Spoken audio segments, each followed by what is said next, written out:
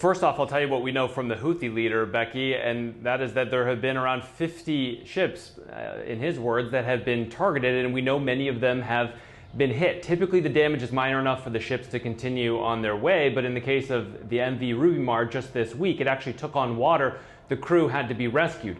The Pentagon says that the Houthis still have a large, sophisticated arsenal of weapons at their disposal, despite U.S. strikes. And of course, there is still obviously the risk of hijacking, as we saw with the Galaxy Leader now a little more than 3 months ago. Those 25 crew members, by the way, are still being held hostage in Yemen. And so the shipping industry obviously has security at top of mind right now. And I spoke to the head of security for a large shipping industry association, BIMCO, who said that it is remarkable, given the volume of attacks that we have seen, that no one has been seriously hurt or killed yet.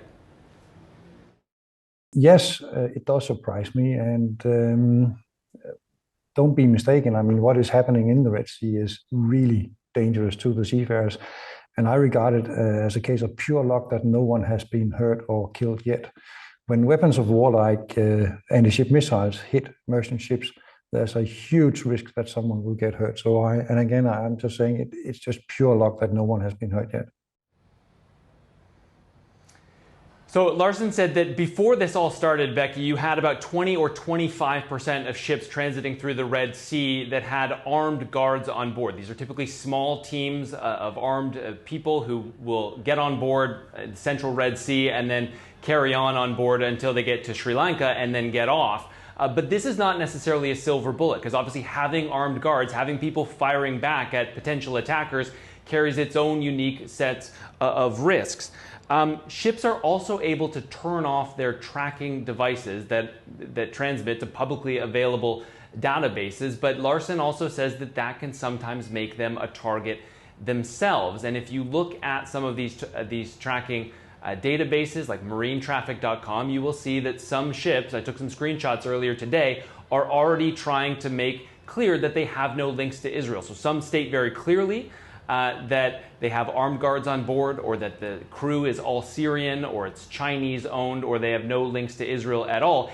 Anything to convince the Houthis, who are obviously monitoring these types of websites, that they have no links to their stated enemies, the US, the UK, and obviously Israel as well. Crew lists, in theory, should be confidential, Becky, and so they shouldn't have to do this, but obviously there is a risk of these leaking.